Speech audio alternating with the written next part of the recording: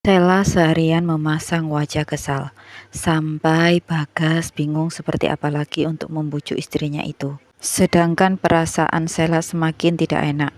Ia terus memikirkan cara agar wanita itu cerah. Sebenarnya ia juga lelah karena harus setiap hari ikut bersama suaminya. Dek, kamu masih marah? Kok diam saja? Gak baik loh mendiamkan suami, tegur Bagas, karena Sela masih menutup rapat mulutnya. Sela berdecak, lalu ia memandang suaminya dengan tatapan garang. Bagas bukannya takut ditatap seperti itu, ia mengulum bibirnya, mencoba untuk tidak tertawa karena ekspresi wajah Sela. Mas Bagas, aku ini lagi kesal, jadi jangan ajak aku bicara, sahut Sela dengan pipi mengembung. Bagas terkekeh, memang sangat ajaib tingkah wanita yang sudah menjadi istrinya itu.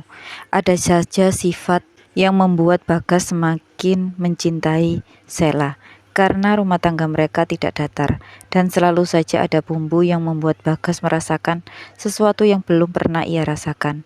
Coba cerita sama Mas, apa yang membuatmu kesal, Sela? Tanya Bagas. Aku nggak suka wanita itu, Mas. Aku kesal, tapi kadang aku suka kalau lihat muka dia tertekan. Jadi entahlah, aku aja bingung.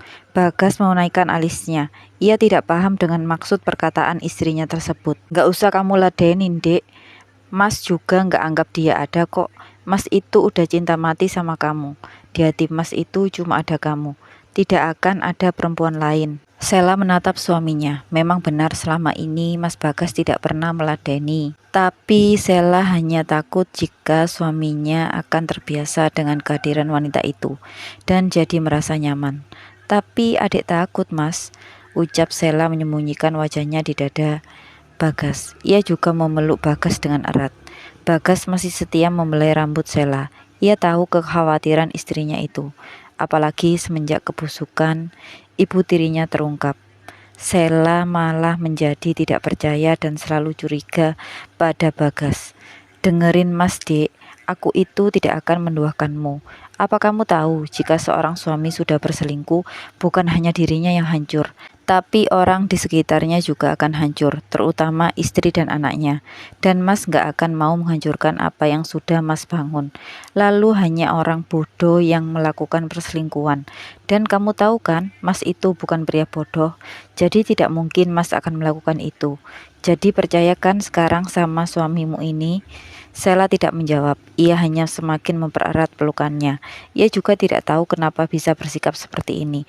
Apa karena bawaan hamil atau karena ia tidak ingin anaknya merasakan apa yang ia rasakan. Sudah, sekarang kita tidur saja. Kamu juga pasti lelah, ucap Bagas. Sela meminta izin kepada suaminya untuk mengunjungi rumah Bu Harti. Entah suatu kebetulan atau tidak, jika rumah Santi berdekatan dengan rumah Bu Harti. Kamu baik-baik di sana, jika lelah kamu telepon Mas. Nanti Mas Bagas jemput, pesan Bagas kepada istrinya. Bagas tersenyum, dan pria itu menatap Sela yang sedang sibuk dengan kegiatan paginya. Bagas merasa jika Sela terlihat sangat cantik saat hamil. Terkadang Bagas tidak rela membiarkan Sela pergi sendiri tanpanya. Bagas khawatir jika banyak pria di luar sana yang menyukai istrinya tersebut. Tapi Bagas tidak bisa melarang Sela. Bagas juga paham jika Sela pasti bosan terus berada di rumah. Kamu kenapa sih, Mas? Lihatin aku begitu, tanya Sela. Karena sejak tadi Bagas terus memperhatikannya. Tidak apa-apa, kamu cantik banget sih, Dek. Mas Bagas kadang suka nggak rela kalau kamu pergi sendiri tanpa Mas. Mas takut kamu digoda pria lain. Seketika pipi Sela merona karena perkataan suaminya. Ia menjadi salah tingkah. Apaan sih, Mas? Aku itu tidak akan mungkin tergoda dengan pria lain, karena di mataku cuma kamu pria yang paling tampan. Sela malah menggoda balik suaminya.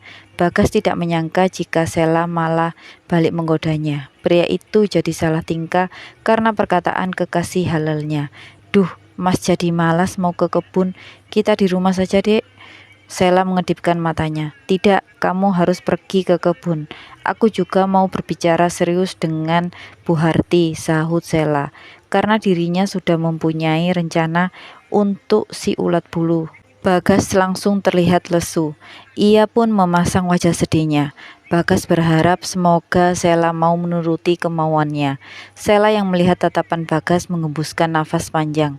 Katanya hari ini ada yang mau membeli hasil kebun Mas Bagas dengan harga tinggi.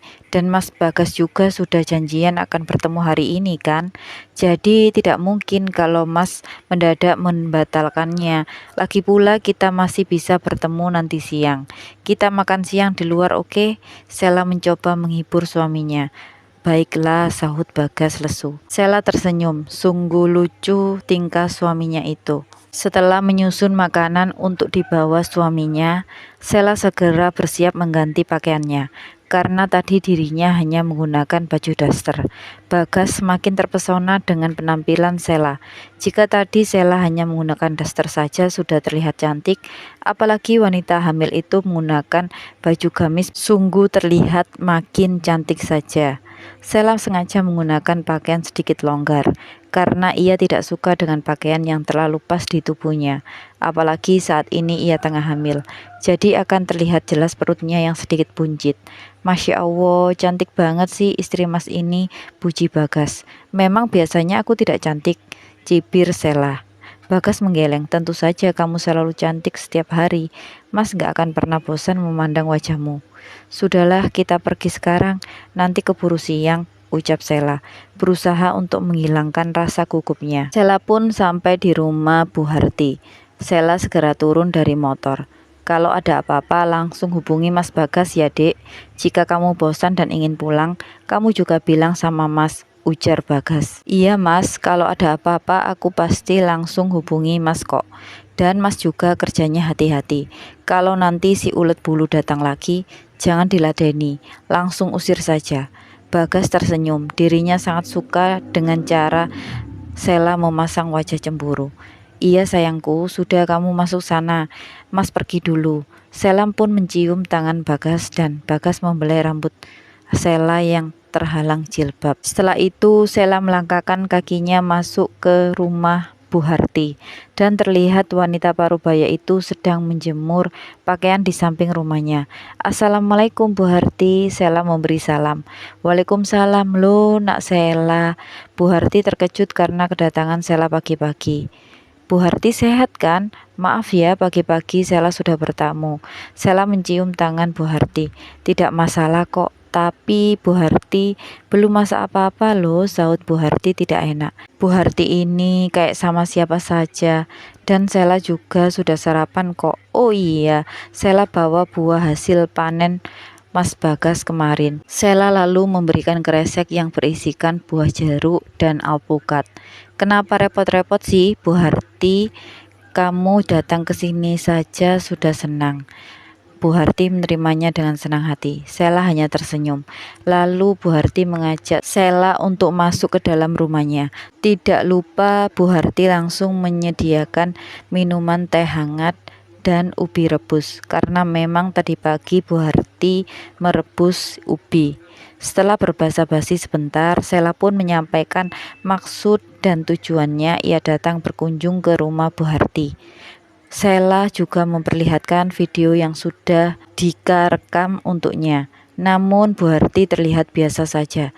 Wanita parubaya itu tidak terkejut sama sekali. Sela berpikir jika Dika pasti sudah menceritakan pada Bu Harti. Bu Harti sudah tahu.